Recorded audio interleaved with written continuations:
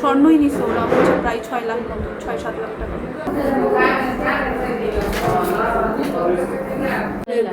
স্বর্ণ হচ্ছে গিয়ে আমার চেন নিছে, ঝুমকা নিছে, আম্মার চেন নিছে, আম্মার কানের দুল নিছে, স্বর্ণই নিছে ওরা হচ্ছে প্রায় 6 লাখ মতো 6-7 লাখ টাকা। মোবাইল নিয়ে নিছে 3টা। আর যা ছিল ওরা তছনছ করে যা পাইছে সবই নিয়ে নিছে। না মারধর করেনি, এমনি শুধু হচ্ছে আমার হাজবেন্ডের হাত পা বাঁধছে, তারপর হচ্ছে মুখ বাঁধছে, আমার শাশুড়ির মুখ বাঁধছে, হাত বাঁধছে, আমার হাত বাঁধছে।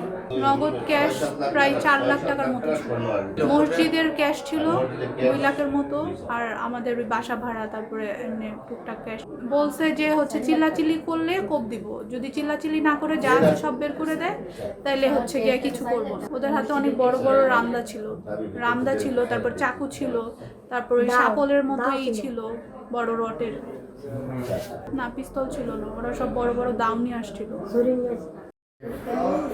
যখন ডাকাতাই ওই আমার সামনে দাও ধরে খাওয়া দিছি, তখন আমি 2টা বাজে উঠছি, ওইটার এই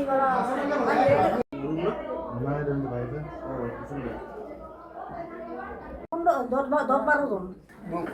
আমি এত খেয়াল রাখি না, কাছে কানের দরজা